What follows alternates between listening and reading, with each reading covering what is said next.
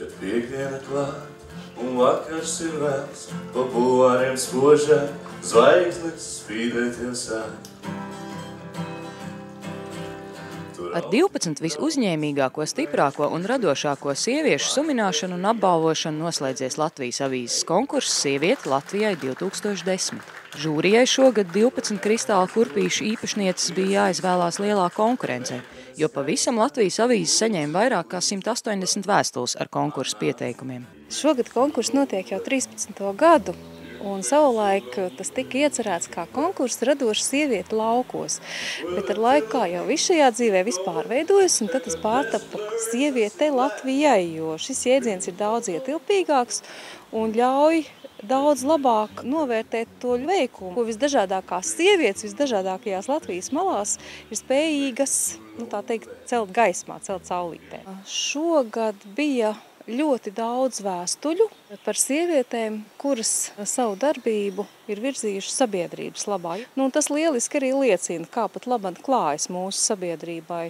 Bet tas liecina arī par to, ka netrūks cilvēku, kur ir gatavi saskatīt citu cilvēku grūtības un viņiem arī palīdzēt visdažādākajos veidos. Vēl šā gada iezīme ir tā, ka ir samērā maz vēstuļu par sievietēm, kuras tā teikt, būtu izceļamas, tāpēc, ka viņas ir stiprinājušas ģimeni.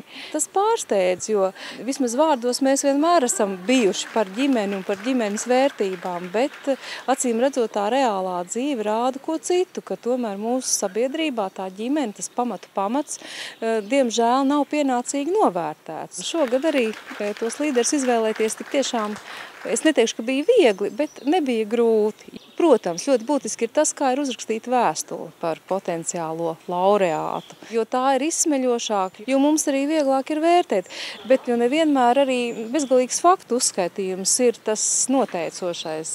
Te ir svarīga tā vēstulē uzsvērtā galvenā doma. Visām 12 konkursu laureātēm balvās tika arī ceļojumi uz Eiroparlamentu Briselē, bet 3 uzvarētājām Hipotēku banka dāvināja kredītkartes ar 500 latu naudas uzkrājumu.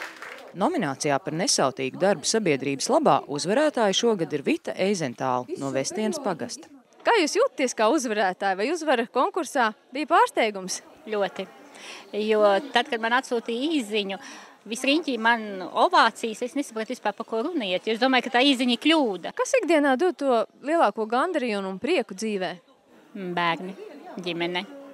Laikam man vajag katru dienu nodzīvot tā, lai man būtu prieks tajā dienā par kaut kādu padarītu darbiņu. Un ja man nav prieka par tajā dienā, man liekas, ka tā diena ir veltīgi nodzīvot. Vispār jau ir tikai šodiena. Vakardien jau ir garām un rītdien var arī nebūt. Es cenšos dzīvot šodien tā, lai man būtu interesanti un lai, kā man mācīja, nav laba un slikta gara stāvokļa, labi audzināts un slikti audzināts cilvēks. Es cenšos nesamaitāt ar savu slikto gara stāvokli citiem dzīvi.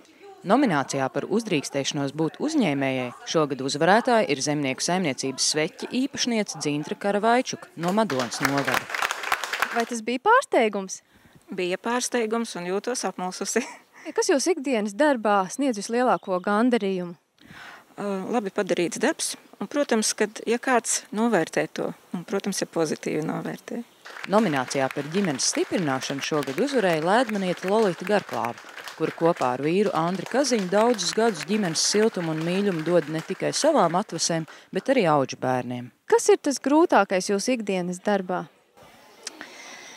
Par cik man ir zināms dzīves posms diezgan ilgi saistījies ar auģu bērniem, tad esmu pati sevī konstatējusi, ka visgrūtākais ir tas, ka tu dotajā brīdī nevar izmainīt kaut kādu, teiksim, situācija, ka tu jūties bezspēcīgs un tev ir jāsamierinās un jāatrod izēja. Tas ir visgrūtākais.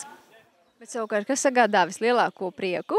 Pēdējais bija man vislielākais prieks, kad sabrauca auģa bērni, maksimums ar saviem draugiem, draudzenēm, un radīt ģimenisku sajūtu un radīt to sajūtu, ka ģimene ir pamatu pamats. Ja es gribētu novēlēt visām Latvijas sievietēm darīt darbu ar pārliecību, ka tie augļi varbūt uz šo brīdi viņi nav redzami, bet paiet laiks, un tomēr, ja cilvēks ir kaut ko no sirds darījis, tad tas rezultāts, gala rezultāts ir ļoti, ļoti labs. To es novēlu sievietēm ticēt savam darbam. Šitā vajag tā, jā.